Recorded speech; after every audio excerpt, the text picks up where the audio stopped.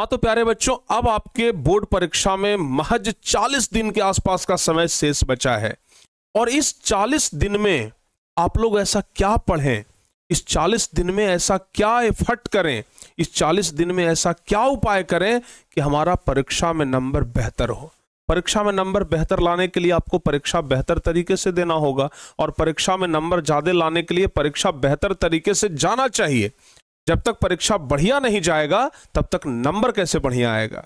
तो बाबू, आज हम आप लोगों को इस वीडियो में यही बताएंगे कि आखिर हम क्या ऐसा चीज पढ़ें, क्या ऐसा चीज करें कि हमारा परीक्षा बढ़िया से जाए, हमारा परीक्षा एकदम अच्छा जाए। और जब परीक्षा अच्छा जाएगा तो नंबर अपने आप बढ़ जाएगा। तो बाबू, आज हम लोग ना इस क्लास में यही देखने वाले हैं कि हम लोग किस तरीके से अब जो हमारा अंतिम 1 महीना बच गया है इसमें हम लोग बोर्ड की तैयारी कर सकते हैं। सबसे पहली बात हम आप लोगों को एकदम नीट एंड क्लीन तरीके से बता दें, एकदम नीट एंड क्लीन तरीके से बता दें कि अब आपके पास जो समय बचा है वो नया कुछ पढ़ने का समय नहीं बचा है। तो बहुत सारे बच्चे हमसे ये पूछते रहते हैं कि सर हमारा बैकलॉग लगा हुआ है। अभी भी कुछ कुछ बच्चों का मैसेज आता है कि बैकलॉग लगा हुआ है, सर 2 चैप्टर तो पढ़ भी नहीं किए। भाई, अब नया पढ़ने का समय खत्म हुआ। अब जो समय बच गया है ना, फुल्ली रिवीजन का समय बच गया है।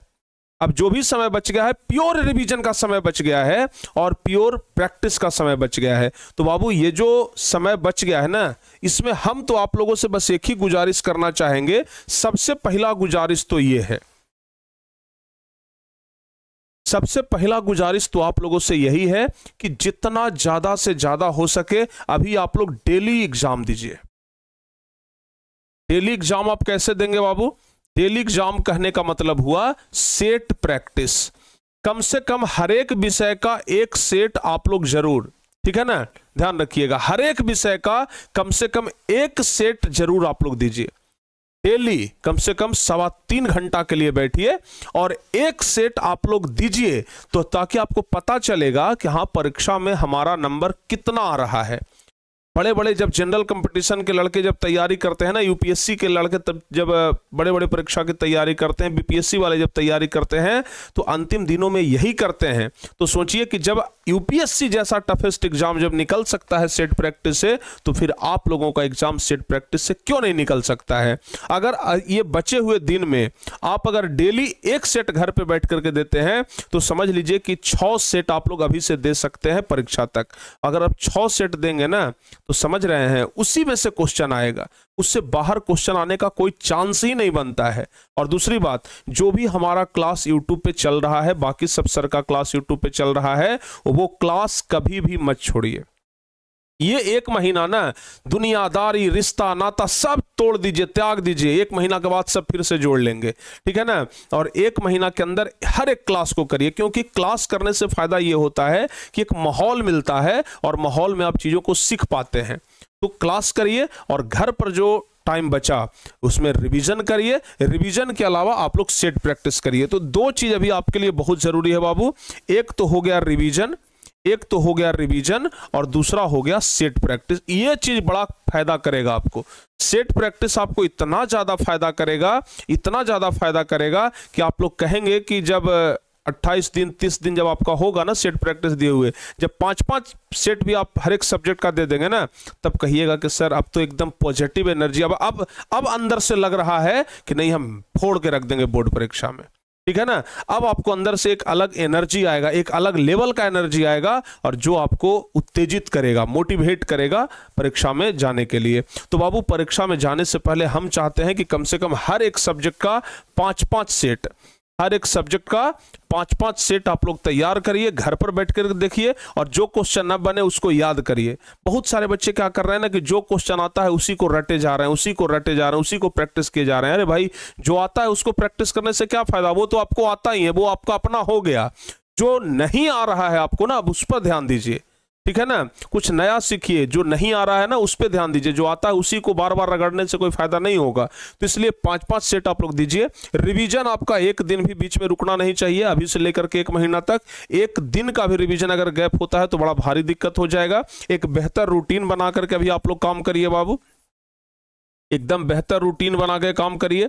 घर के काम काज से थोड़ा सा भी दूरी बना लीजिए, क्योंकि हर एक व्यक्ति, हर एक बच्चे के घर में काम काज होता है थोड़ा बहुत, जिसमें वो इंगेज होते हैं। तो अभी 1 महीना आप लोग घर के काम काज से थोड़ा सा दूरी बना लीजिए। अपने मम्मी पापा को बोलिए कि भाई अभी हम पढ़ाई करना चाह रहे हैं। तो फिर इस तरीके से अगर आपका डेली रूटीन रहेगा तो फिर आप यकीन मानिए आपसे आगे कोई नहीं निकल सकता है। आप बेहतर करेंगे, बहुत बेहतर करेंगे। तो ये 1 महीना को यूटिलाइज करिए। जानते हैं, जो इस 1 महीना को अच्छे तरीके से, अगर बहुत अच्छे तरीके से यूटिलाइज कर लिया, जो इस 1 महीना को एकदम अच्छे तरीके से समझ लिया कि इस 1 महीना में हमको क्या पढ़ना है, क्या नहीं पढ़ना है, क्या छोड़ना है, क्या जोड़ना है, जो इस बात को जो जोड़ घटाव कर लिया ना बाबू, वही लड़के टॉपर बनेंगे, वही लड़के ज़्यादा नंबर लाएंगे। तो आप लोग भी अच्छे तरीके से एक शेड्यूल बनाइए, पढ़िए, क्लास करिए डेली, एक भी क्लास छोड़िए नहीं। और दूसरी बात, सब्जेक्टिव पे थोड़ा ज़्यादा ध्यान दीजिए। अभी भी हम देखते हैं कि आप लोग ऑब्जेक्टिव पे ज़्यादा ध्यान दे रहे हैं, लेकिन हम कहते हैं कि नहीं, आप लोग सब्जेक्टिव पे पकड़ बनाइए। बहुत सारे बच्चे का ऑब्जेक्टिव पर पकड़ बहुत बढ़िया है, लेकिन जितना बढ़िया ऑब्जेक्टिव पर पकड़ है उससे ज़्यादा खराब उनका सब्जेक्टिव पर पकड़ है। तो बाबू सब्जेक्टिव पर पकड़ होनी चाहिए ना। ऑब्जेक्टिव से कोई भी लड़के आज तक टॉपर नहीं बन पाए हैं। ऑब्जेक्टिव तो सब बना लेता है। हमें लगता है कि बहुत रेयर केस में कुछ बच्चे ऐसे होते होंगे जिनका कि 5-10 गलती होता होगा, नहीं तो सबका 50 में 50, 48, 47 सबका सही होता है। लेकिन जो असली यहाँ खेला करते हैं ना, वही व्यक्ति पूरे बिहार में खेला कर देता है। तो जो व्यक्ति सब्जेक्टिव समझ रहे हैं, जो व्यक्ति सब्जेक्टिव के वैल्यू को समझ रहे हैं, वो पूरे बिहार में खेला करेगा। तो बाबू ध्यान रखिएगा, पूरे बिहार में अगर टॉपर बनना है, डिस्ट्रिक्ट टॉपर बनना है या फिर ज्यादा नंबर लाना है, तो आपको ये चीज पकड़ करके चलना होगा, सब्जेक्टिव। क्योंकि इधर किसी का ध्यान नहीं है। भीड़ से थोड़ा सा अलग हट करके चलिए ना, देखिए सफलता आपको पहले मिलेगा। भीड़ में चलिएगा तो आपके आगे लाखों हैं, ठीक है ना।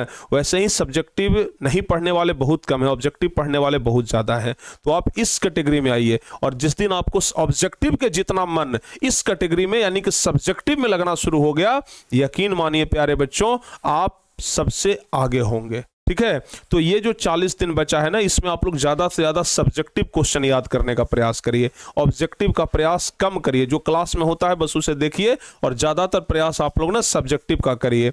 रिवीजन करिए, डेली एक सेट प्रैक्टिस करिए। चूंकि आप लोगों को पता पड़ना चाहिए ना कि हमारा तैयारी किस डायरेक्शन में जा रहा है, सही जा भी रहा है कि नहीं जा रहा है। तो इधर आप लोगों का सेट प्रैक्टिस हो जाएगा। तो अगर ये 3-4 चीजें करते हैं ना, तो 40 दिन आपके लिए बहुत अच्छा कारगर साबित होगा। मतलब 40 दिन को आप ऐसे समझेंगे जिंदगी भर याद रहेगा। आपको लगेगा कि भाई हम जो साल भर में नहीं पढ़े थे ना, वो इस 4 महीना में हम लोग, वो इस 40 दिन में हम लोग पढ़ लिए। तो ये आपको कहीं ना कहीं फायदा पहुंचाएगा।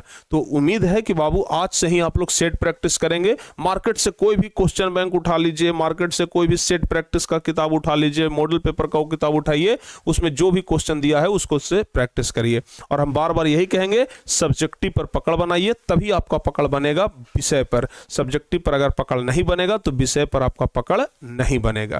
तो उम्मीद है कि आप लोग इस वीडियो को देखने के बाद अच्छे तरीके से सब्जेक्टिव को भी पहचानेंगे और सेट प्रैक्टिस के महत्व को भी समझेंगे। तो उम्मीद है बाबू कि आप लोग अच्छे तरीके से इस वीडियो के माध्यम से समझ गए होंगे। इसी प्रकार का वीडियोज आपको और मिलते रहेगा। इसके लिए आप लोग इस चैनल को सब्सक्राइब कर लीजिए और शेयर तो जरूर कर दीजिएगा, ताकि और भी लोगों को फायदा हो सके।